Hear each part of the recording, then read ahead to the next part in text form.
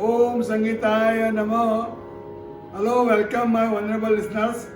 As you know, I am Praveen Kumar Kipparma Sargam, coming from Gandhinagar, Gujarat, India. Okay, today I am going to discuss about Prabandh Prakar, and in this Prabandh Prakar, I am going to explain about Lakshan Git. What is Lakshan Git? What is characteristics of Lakshan Git? Okay, but before that, you are requested to like and share my video and subscribe the channel. Okay, नमस्कार. मैं आज राग भी नहीं लाया, ताल भी नहीं लाया हूँ, लेकिन शास्त्र लाया हूँ, शास्त्र समझूती लाया हूँ, और इसमें बहुत अच्छा टॉपिक है प्रबंध प्रकार। और प्रबंध प्रकार में भी जो बंदिश है वो है लक्षण गीत। बहुत छोटे ही है बंदिश, लक्षण गीत।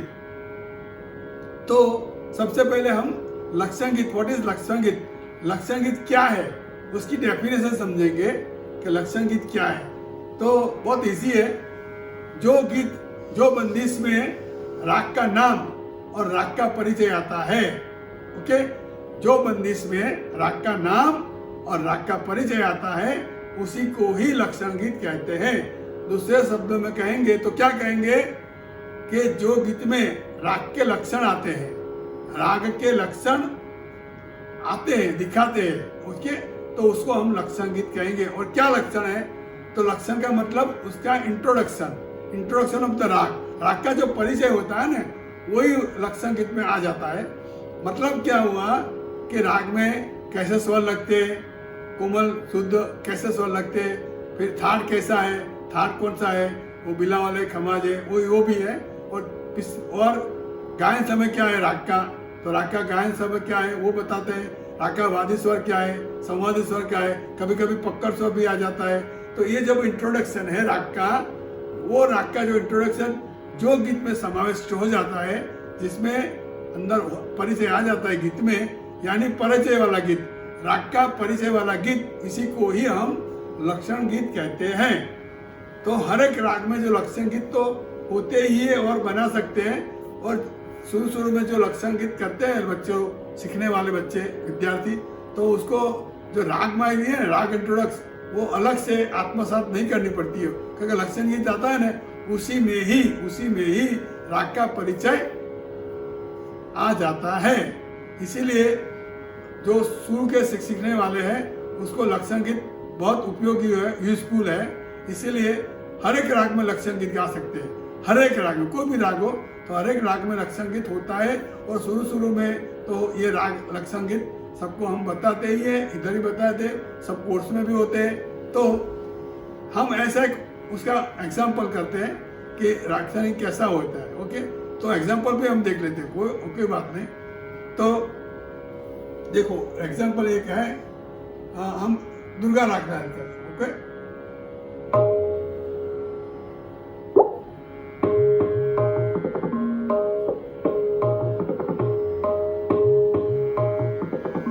दुर्गा में क्या होता है, सा रे मा बा दा सा दा बा मा रे सा, ये लक्षण गीत एक ताल में है। वैसे लक्षण गीत त्रिताल में भी होते हैं, एक ताल में भी होते हैं, और ज्यादातर एक त्रिताल में होते हैं, और कई बार दादरा ताल में भी देखे जाते हैं लक्षण गीत। और तो दादरा, एक ताल और त्रिताल में ज्यादातर होते हैं। तो ये है एक ताल में है, सुनिए।